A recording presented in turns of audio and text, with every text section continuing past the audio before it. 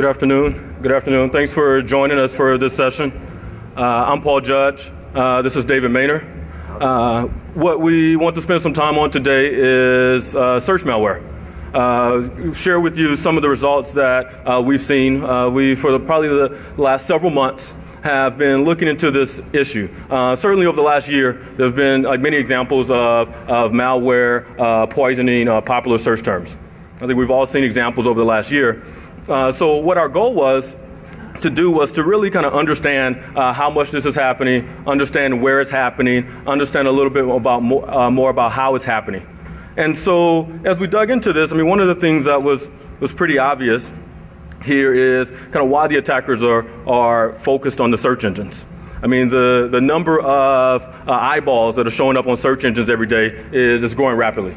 I mean, if you look at the latest numbers from the search engines, you look at Microsoft, look at Yahoo, even Twitter now, and Google. There are hundreds of millions of searches done on each one of these every day. Microsoft totals in at over 4 billion searches a day. Yahoo at over 9 billion a day. Twitter now is claiming over 24 billion. A month. I said a day, but a month. And Google, of course, leads with over 80 billion searches a month. So the point is, as more information and more users come online, we all use search engines more and more. I know I've personally kind of come to the point that I'm so lazy that even if I know I'm going to a site like CNN, instead of just typing CNN.com, I don't have time to type the extra 4 characters, so I just put it in my search toolbar and let it do the work. Right? I see a lot of heads nodding, so a lot of people have kind of developed that habit. Right, so the point is there's so many people going to search engines every day, and the attackers have realized this is a pretty good place to focus to get in front of eyeballs. And so what we wanted to do was understand kind of how they're targeting particular terms, how much they're targeting particular terms, are there particular categories that are more popular, and so forth. So with that, we set up a system, a methodology that crawled the different search engines. And it actually, around the clock, pulled and looked at what were the most popular search terms for Yahoo, for Bing, for Twitter, and for Google. And it looked at those most popular trendy search terms around the clock and looked at what were the search results for those. And so we pulled those search results and then actually pulled the pages that those were pointing to and analyzed them. So if you look at what we looked at, it was 4 different search engines over about 2 months, 57 days to be precise. In that time frame, there were over 25,000 popular topics that we examined, and then over 5 million actual search results. So we want to dig into is like what we found. So one of the first points is we found malware. All right, anybody surprised by that? Over 8,000 examples of malware across the different engines. If you look at the breakdown, the leader is Google. With 69% of the malware that we found being found on results from the Google search engine. After that was Yahoo with 18%, Bing with 12%. This is one of the first times in life Microsoft actually has this advantage of having little market share, so kind of been the least attacked platform, right? The other one that you see on there is Twitter with 1%. And at first this was a little strange to us because we were pretty familiar with kind of how much malicious activity and misuse was happening on Twitter. But one of the things that kind of we understood as we dug into this is, well, what happens is with Twitter, if you think about how a search engine works, it actually organizes and ranks results. And so it makes it pretty easy for an attacker to use search engine optimization to actually make sure they're in that set of results that a user gets.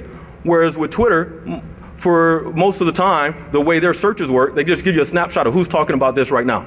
So there's not that ranking, there's not that prioritization. And so for an attacker to try to poison a search engine, they're able to make sure they get their attacks in the top. For Twitter, they're more so kind of playing the odds and seeing where they end up in that random stream. And so this is what explains this only 1% number. But as we get further along, we're going to show some examples of specifically the types of things that are happening inside of Twitter. So if you look at the daily activity for each of the engines, you saw every day Google led the pack. Different days, different engines had a little bit more or less. But what becomes interesting is pretty much every day each engine led to something malicious. No engine really took a day off.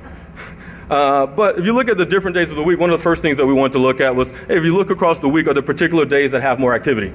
And the short answer is no, not really.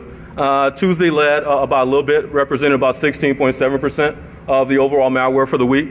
But there wasn't a strong correlation about the day of the week. But what was a little interesting is if you look at the time of the day. So these time periods are based on in Eastern Standard Time. But if you look at the 11 p.m. to 5 a.m. blank, really over 50% of the malware was found in this cycle. You were going to? Usually Dave points out kind of the things that are happening at this time of the night or what's happening at that time of the day if you're in Europe. But the next thing that we looked at, we're seeing that between the 11 to 5 a.m. slot, over 50% of the malware was showing up. So if you think about this engine running around the clock, pulling the popular search terms, pulling the results, and then analyzing those, we had over 50% of the activity in that 6-hour block that was the end of the night. Another question that we looked to answer was, were these known attacks? Or were these attacks that were new? Kind of what types of attacks or malware they're using on the other end of search poisoning. So this looks at kind of over time, the amount of malware that was detected each day that was kind of found on the previous day, but wasn't detected till later. You want to add to that, or is that? So let's take a break for a moment. How many people are here because they couldn't get to the Barnaby Jack talk? Raise your hands. You're a bunch of lying people, you know that? So it's funny, let's go back a second. The malware captured by time. So, everything in my world is acclimated by Eastern Standard Time, which is the best time zone. However, we take a look at the breakdown in time, and no one on the East Coast is working between 11 and 5 unless you're asking if you want fries with that.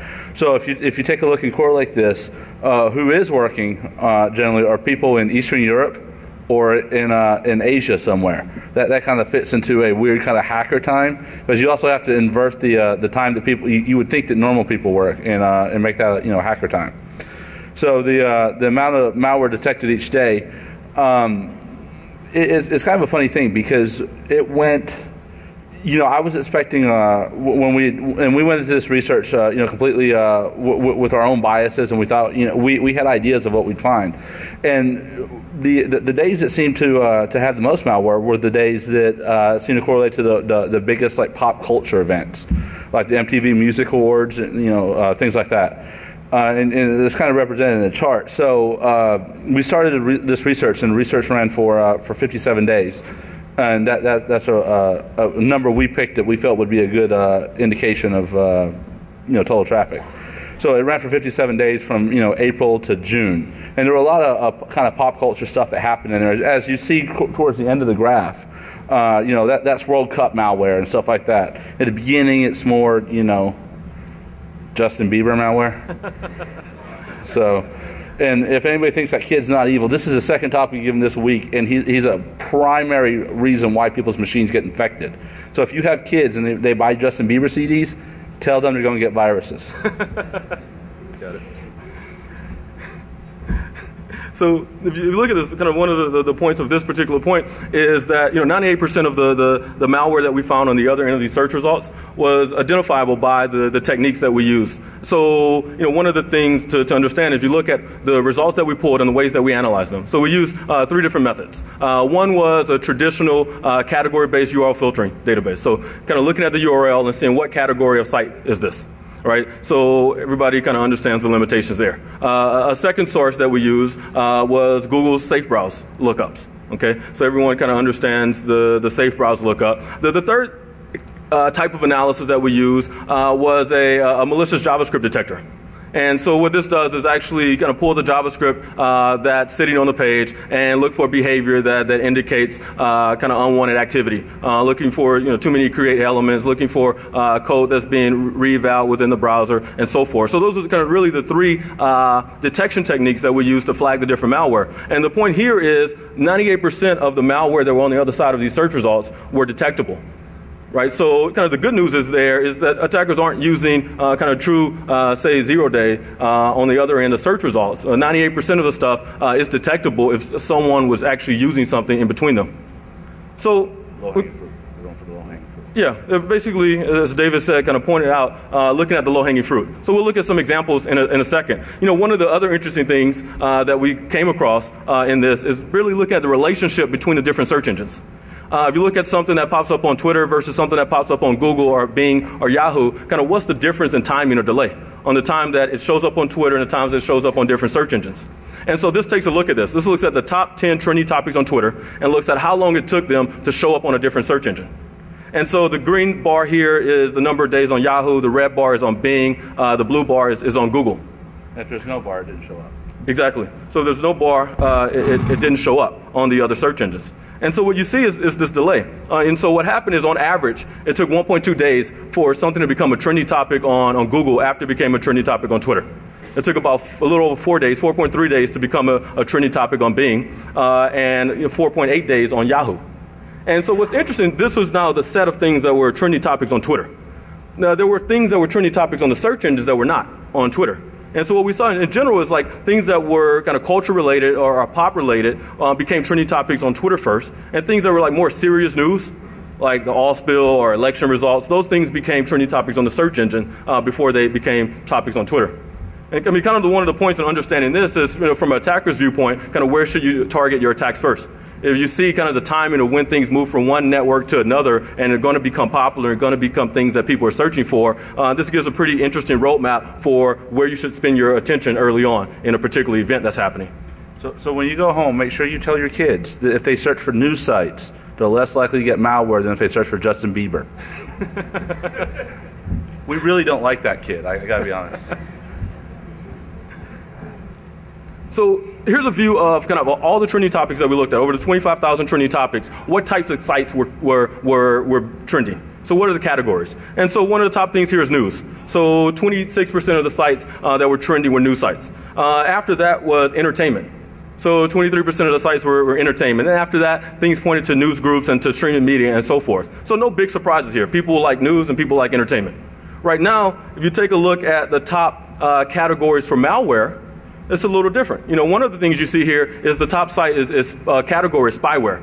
So 35% of the sites they were pointed to were classified by traditional URL filtering engine as being bad sites. So these were sites that were known to continually to carry malware over time. So that's kind of the good news. We're able to capture a third of this just based with web filtering technology. But then you see entertainment here. You see search engines here. You don't see news pretty high up in the results. So one thing we want to look at were the particular categories that malware liked or didn't like. So what we saw is these are the top 10 categories overall. So news being one, entertainment, then forum and news groups. If you look at the third column, that's the ranking for malware. So news, while it was the number 1 site overall for trending topics, it was number 17 for malware. If you look at streaming media, while it was number 4 overall, it was 21 for malware. Sports, similarly, number 6 overall, but 14 for malware. So this shows examples of the types of sites that malware authors don't necessarily particularly like to target. But then if you look at categories that are popular, you see some names that you would expect. You see kind of overall the malware ranking for hosting sites is number 5, where in general it's 20. If you look at peer-to-peer, it's number 6 for malware, but number 46 overall. So you see some of the usual suspects, hosting, peer-to-peer, and proxy sites being targeted by the search terms where they're leading to. Kind of from there, I want to transition a little bit over to some more specific, like looking at the domains and looking at some actual examples of malware that we saw on the other side of these links. Somebody want to walk through? So these aren't a lot of big surprises, except for the Poland thing. I mean, the most malware we found seemed to be hosted in Poland, and although that's technically somewhere around the Eastern European place that everybody quotes to the media, all the malware comes from, I just didn't think the Polish had it in them. But apparently they did. What? Right. So, it's normal stuff. Casa.com, 5 ounces of pain. MC Hawking. You know what? It might sound like to you we've never looked at these before, but every time we look at these, it's just shocking. And what is this hope? Hope? Don't know.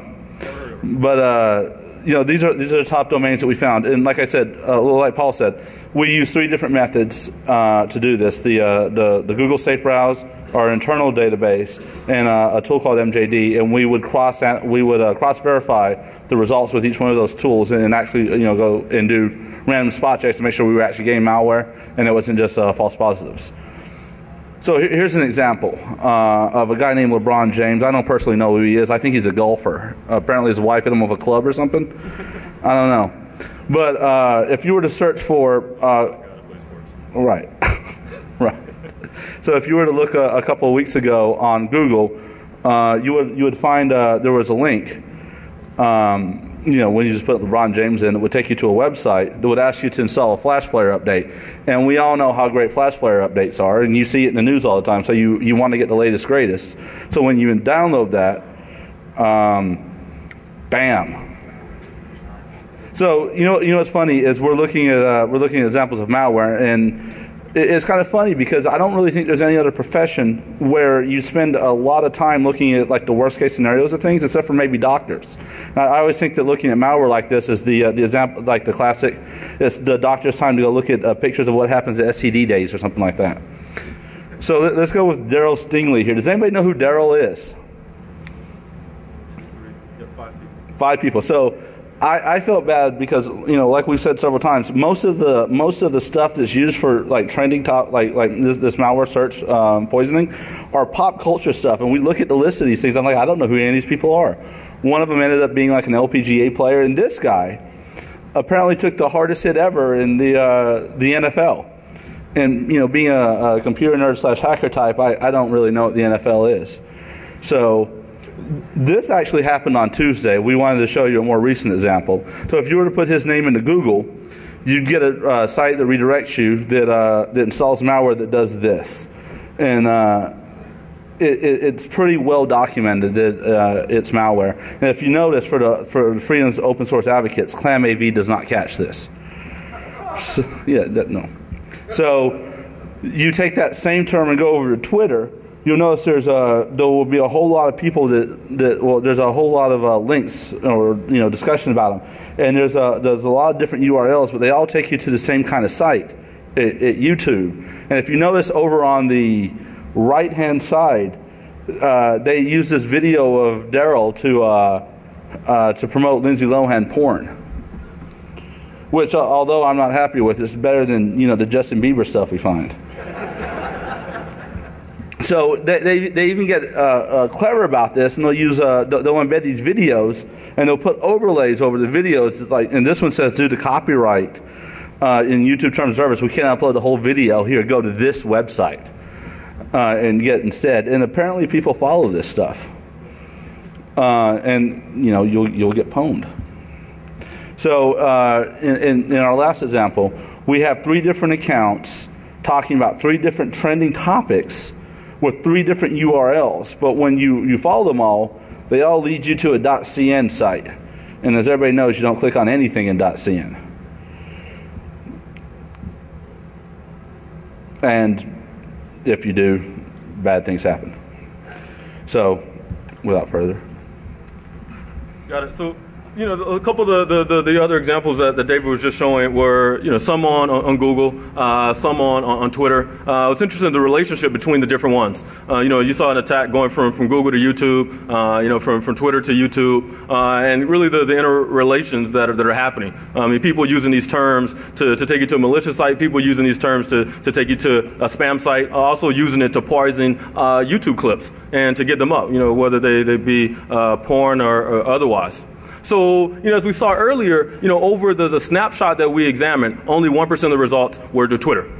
But, we talked about kind of why that was, because of the lack of actual ranking, right? So, because we were really kind of going to it from the eyeballs of a user. If you come online and you search for a term, you get top search results. So that's all we examined. We looked at the top search results. And in Twitter, if you're an attacker trying to reach eyeballs, it's actually a little inefficient for you. It's a little inefficient because you don't have that opportunity to make your stuff go higher in the ranking. So when it comes to Twitter, we want to take a look a little bit closer at what actually is going on. Even though from a viewpoint of a random user clicking, your chances are a little bit lower, what else is taking place in that network?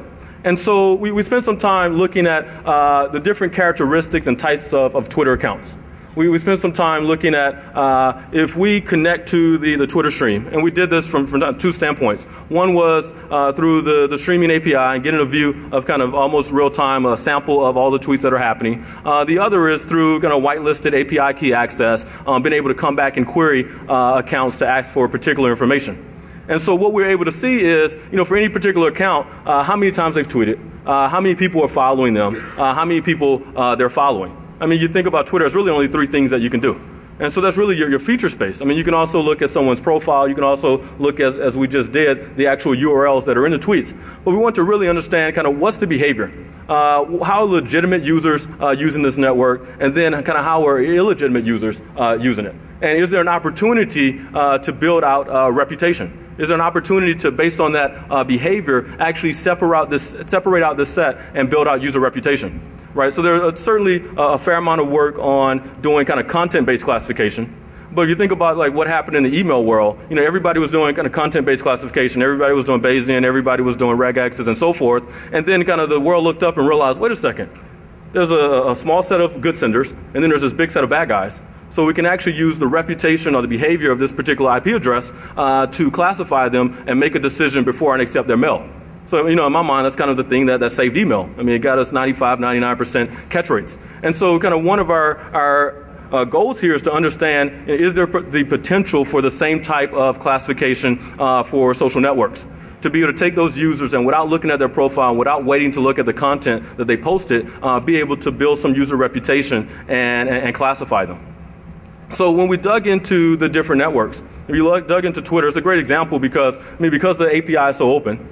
It gives us the ability to easily ask questions, but on the other side also gives the attackers the ability to kind of also easily create lots of accounts and also easily inject lots of content for very low cost in terms of computing and bandwidth.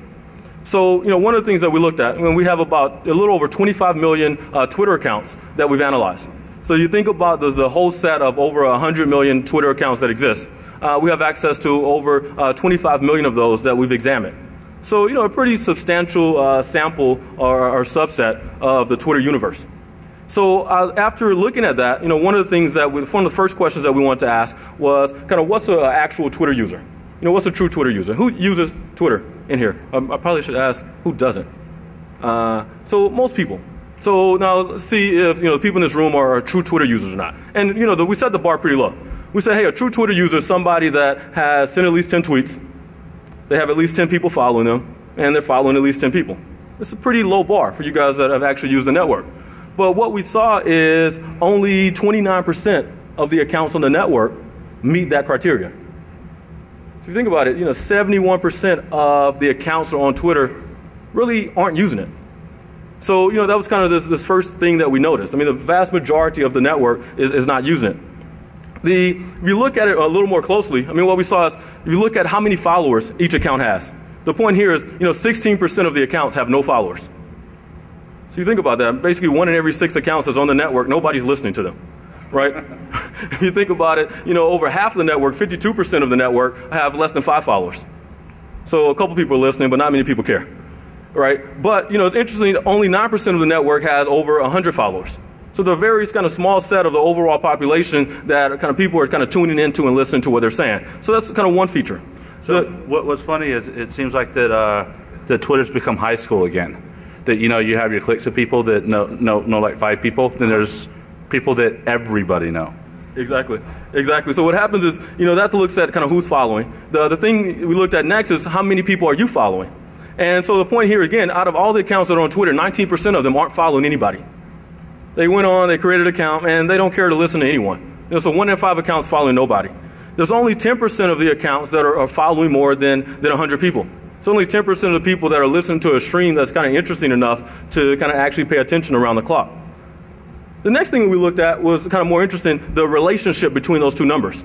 If you think of a normal social network, you're kind of following the same number of people that are following you. You think about Facebook, MySpace, it's a mutual relationship. It's kind of a two-way connection. Where in Twitter, you have this opportunity to have it one way. And so what we saw is that 55% of the network is actually using it with a kind of almost a two-way graph where they have roughly the same number of people following them as they're following. We plus or minus 5 is the criteria window that we use. So 55% of the network is kind of using it like a normal social network. What we saw is that 13% have more followers than they have people they're following. The other side is 32% of the network is following more people. So it really shows that about half the network are using it like friends. There's about 13% that are celebrities. And then there's about 30% that are consumers of content. So one thing we want to look at was, okay, how many of these are real accounts? How many of these are legitimate people and legitimate accounts? So we look to examine this thing that we call the Twitter crime rate. And the Twitter crime rate is the percent of accounts every month that are created and then suspended. And these are suspended by Twitter. So these obviously aren't all the accounts that are doing things that are malicious, but at least a measure of over time how many accounts were created, doing malicious or misuse, and then kicked off the network. So if you look back since the beginning of the network, so this top left view is a view of since the beginning of the network, the growth of the network. So this is the user growth of Twitter since 2006. You know, one of the interesting things that we saw is there's this red carpet era. If you look at from November of 08 to April of 09, what happened is, you know, all the celebrities came. So if you look at the top 100 people on Twitter today, 50% of them joined in the same 6-month period. So, you know, the Ashton Kutchers, the Kim Kardashians, the Diddy's, all of the world, all joined in this 6-month period. If you look at what it did to the growth rate of Twitter, it went from 2% to 20% a month in that 6-month period. So what happened there, as we know, kind of where the users go, the attackers go. So this looks at the Twitter crime rate since the beginning of the network. So since 2006, when the network first started, there was 1% of the accounts that were created any given month that were suspended or kicked off by Twitter. You look at 2007, it went up to 1.7%. You know, 2008 went to 2.2%. In the middle of this red carpet era, it increased 60% to 3%. But 4 months later, the crime rate jumped to 12%. Right? So 1 in every 8 accounts that were created on this network were being kicked off. And again, these are only the ones that were being found. So it kind of simmered back down as the user growth simmered down. And so if you look at what we've seen so far this year, there's basically, it's gone from 2% to 1% and fluctuated in that range. So the average this year is 1.6% of the accounts that are created in any given month are being kicked off for misuse or inappropriate activities. And again, these are only the ones that are identified successfully. So we want to understand that better, kind of what are the behaviors and properties of these types of accounts. So one of the things that we looked at is we looked back at this friend-follower delta. This friend-follower delta, remember, was kind of the difference between the number of people you follow and how many people are following you. And the thing that we notice here is that the attackers are using pretty aggressive kind of recruitment activity to get a higher number of followers. And so their delta is higher. So what you see here in the green space is the delta for legitimate accounts. So on either side, people that have more followers and people that have more friends.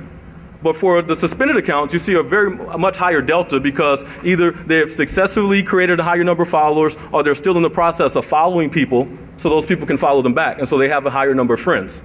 And so it's a pretty interesting attribute to use to get some separation.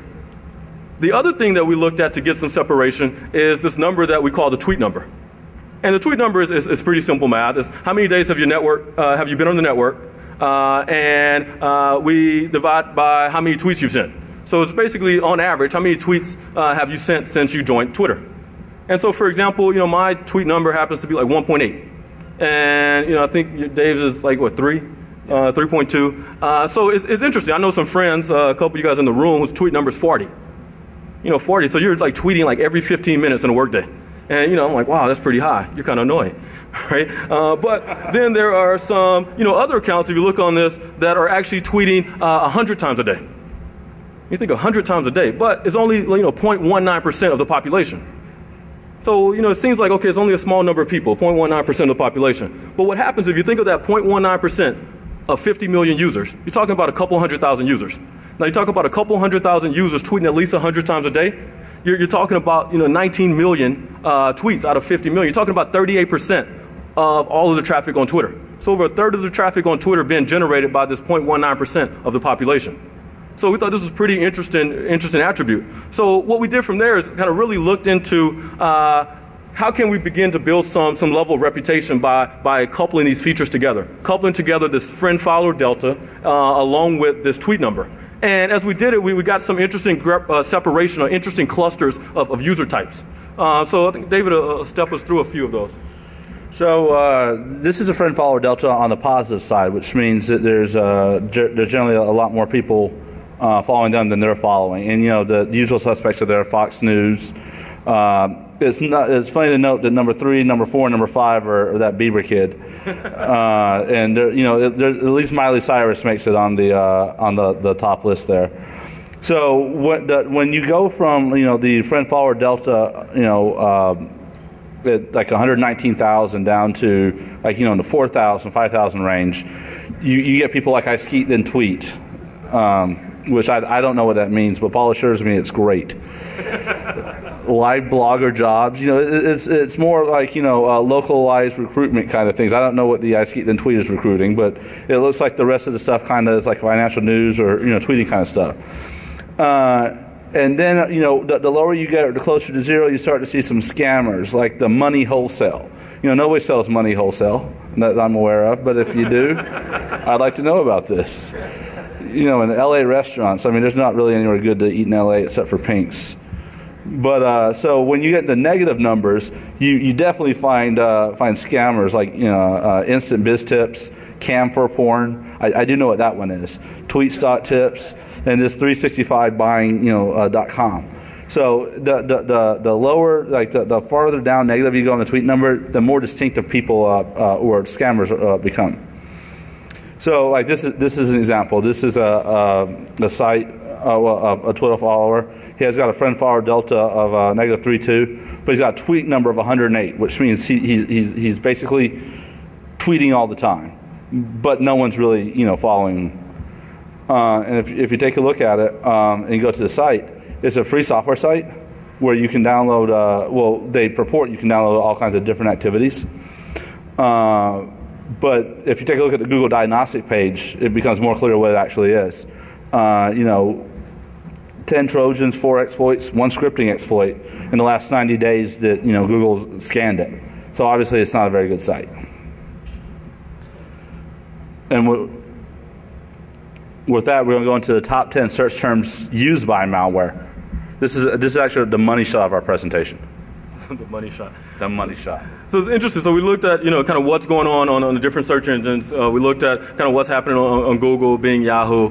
We drilled into Twitter a little bit more to see kind of how the attackers creating fake accounts. We saw that over 70% of the accounts on there really aren't using the network. We looked at the types of categories that malware likes, the ones that malware doesn't like. And so, we learned a lot about kind of how this is happening, the scale of these search engine optimization attacks. And so, one of the things we talked about is the categories. We talked about the fact that, we did this for 57 days. We saw over 25,000 search terms, 5 million results. But out of those 25,000 search terms, there are some that are more popular than others. There are some that are kind of used more by attackers than not. And so we want to understand kind of, what are those search terms? Which ones are being used? So it's a very wide set of things. So on the list, we had a couple NFL players. We had some politicians, some actresses. We had, you look at, one of the guys on the list was a guy named Adam Willer. Anyone heard of Adam Willer? It's a guy that cheated his way into Harvard, kind of forged transcripts, got into Harvard, full scholarship, and now he's facing about 20 charges. Identity fraud, forgery, larceny. So, the poor guy's kind of having some troubles right now. So as this news broke, he became, one of the top. He's hiding. He's hiding. Yeah, that's at least his problem. So, look at the top search term. It was a lady named Lois Wilson. Lois Wilson and her husband started Alcoholics Anonymous. So, what happened, the reason she was trending is on April 24th, there was a movie that came out that told her life story. And so she was actually, if you look at all the tally of the results of the malware that we found, she was the top search result that was being used. And we're like, we're in Vegas, this is DEF CON. That's not a very interesting term to say it was the top of the list. So we went to our scientific poll and we said, let's really understand kind of what's our favorite search term that was used for malware. Kind of what's the viewer's choice. So what we came up with is, if you look at the number 2 search term used by malware, the term that is Hope Dworsky. Hope is a model, actress, TV personality. She was Playmate of the Month in April 2009. She was on the cover with Seth Rogen. And last month, she was named Playmate of the Year. So if you look back at the covers, Seth is hitting, having fun with a fan there. If you look at the issue in June, it was interesting because there was actually a 3D photo shoot. So, you got the magazine, you got some 3D glasses, and, I was sitting here thinking, hey, can we get enough 3D glasses for the room? And wasn't able to get enough 3D glasses for the room. But what we were able to do was have Hope come and join us as the viewer's choice of the best reason to click on malware in 2010. So I'd like to introduce Hope.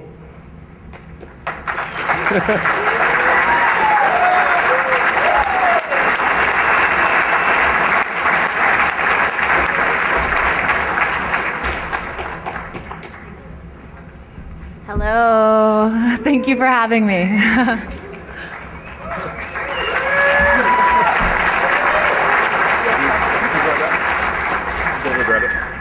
So thanks for coming out. Thanks for stopping by Vegas. Thanks for stopping by DEF CON. Have you been to DEF CON before? I've never been here, but I've been told to turn my Wi-Fi off and my Bluetooth. I don't know if that's right, but it's off. So, obviously you've been busy, had a lot of success.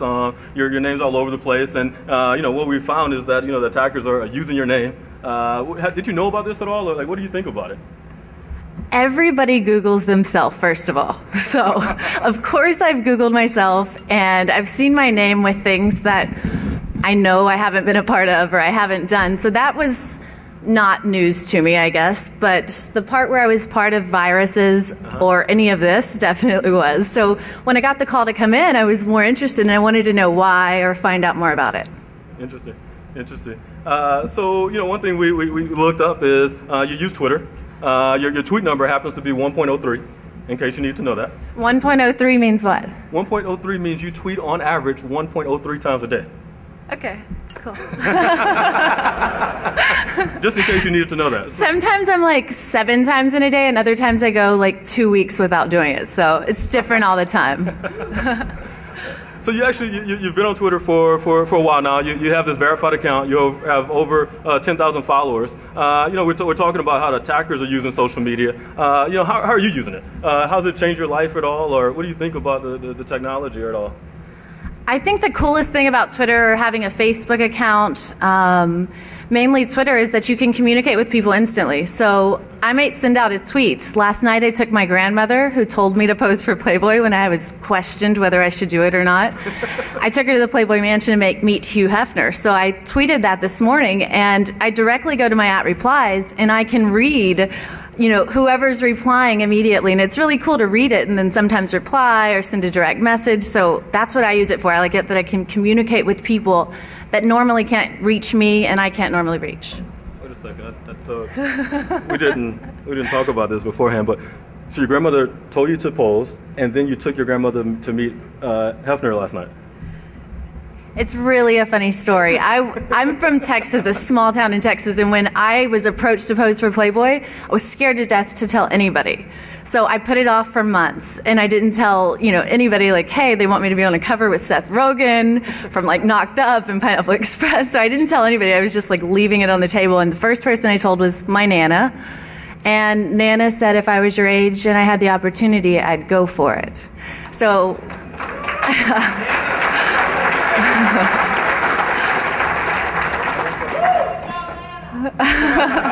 So when she visited me in LA last week, last night was her last night there, and so I took her up to meet Hef. Nice. Can I ask a question? Go for it. Sorry. I just have I want to ask a question that everyone wants to know here. So if you're a computer hacker and you're in a casino and you see a playmate at the bar, how do you approach her?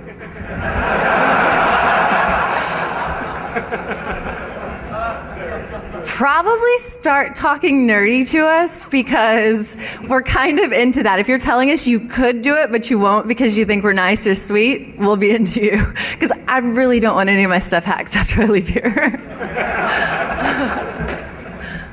Got it. So the best way to impress her is not to hack her site. We were walking in. She's like, "Am I going to go home and my site's going to be down?" So with that, that kind of wraps up our session. Thanks again to Hope. We have a little token for you again, as Beck's excuse to click on Malware for 2010. So Thank you. Thank you.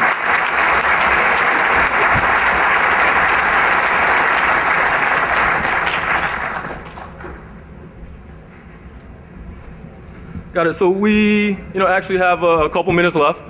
So are there any questions for us? Yeah. Is there any questions for us? The two guys. I'm Paul. He's David. Barracuda. Anybody remember that? Okay. Sir.